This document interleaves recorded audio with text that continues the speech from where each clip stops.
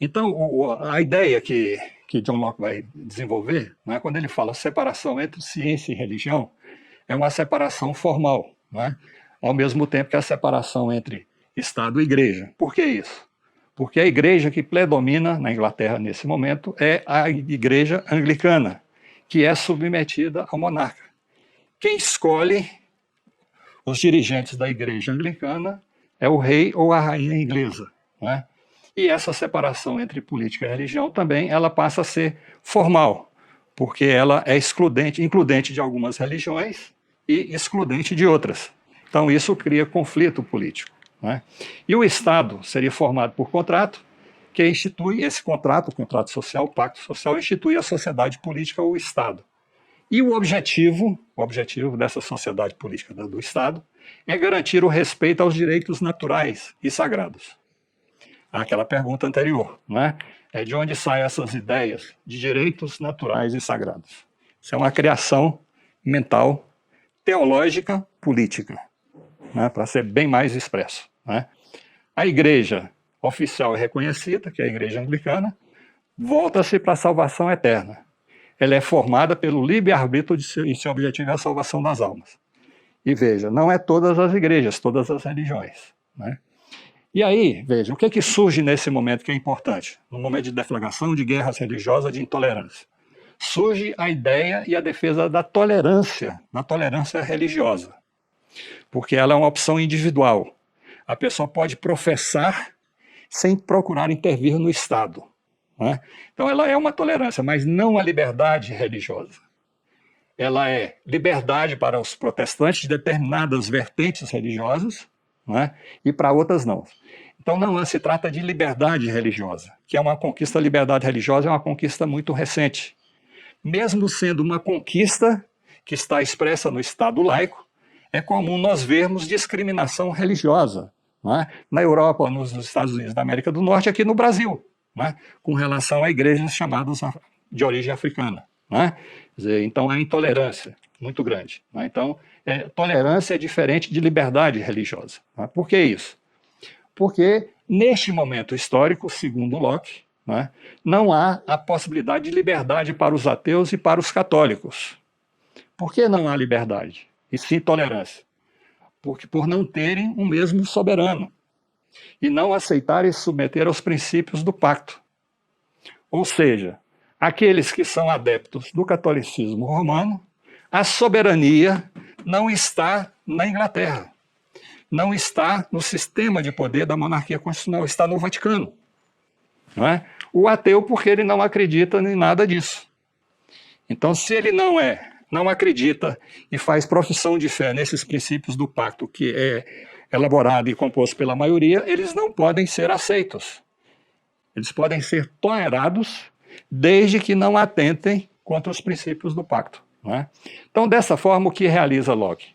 Ele laiciza a política, mas sua concepção de direitos naturais possui origem e é dádiva divina. Naturaliza as relações econômicas, sociais e políticas. Ou seja, se naturaliza, ele está dizendo que tem o quê? Um caráter divino, é uma revelação, não é? E aqui é importante chamar a atenção que ele é um teórico, como o Hobbes, Locke e Rousseau são teóricos do Estado Nacional, porque ele é um Estado nacional numa determinada área, né, para a população de determinada origem étnica, etc., e é excludente para outros, né? E essa ideia do Estado Nacional, que está corporificado e consolidado através das constituições, existe até hoje com muita força, né? Mesmo com todo o processo de internacionalização, de globalização, o Estado-nação ainda continua tendo um papel importante no desenvolvimento da sociedade, na garantia de emprego, da felicidade, né? Tanto que hoje, por exemplo, quando se fala em privatizações aqui no Brasil, é passível de crítica, porque a intervenção do Estado, segundo os princípios do pacto, é garantir o direito à vida nas melhores condições possíveis. Significa acesso à escola, à educação, à saúde, a emprego, não é? A ter um lugar para morar, ao direito de ir e vir, etc, etc. Então, o papel do Estado, nesse Estado nacional, é extremamente importante e é determinante ainda para a vida em sociedade, né? E os teóricos estão aqui, e o primeiro, ressaltando aqui, o primeiro que surge nessa nova concepção, nessa nova realidade que vai se afirmando e se configurando, é a monarquia constitucional na Inglaterra, né? Aqui, para Locke, os direitos naturais, os indivíduos, para os direitos naturais, o indivíduo e a vida em sociedade são anteriores ao pacto. Então, veja, segundo o Hobbes, o que institui a propriedade? Segundo o Hobbes, a propriedade no estado natural não existe. A propriedade é uma criação artificial resultante do pacto. Já para Locke, vai dizer que os direitos naturais, no qual inclui a propriedade, ele é anterior ao pacto social, né? A instituição do contrato, a instituição da sociedade civil, política ou Estado, é justamente para assegurar os direitos naturais. Direitos naturais que são dádiva divina. A pergunta que foi colocada. Direitos naturais são dádivas divinas.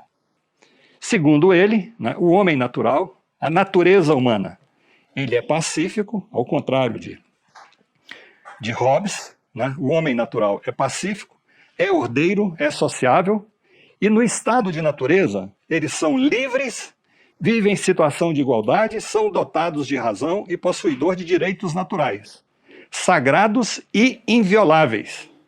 A vida, a liberdade e a propriedade, que são atributos divinos.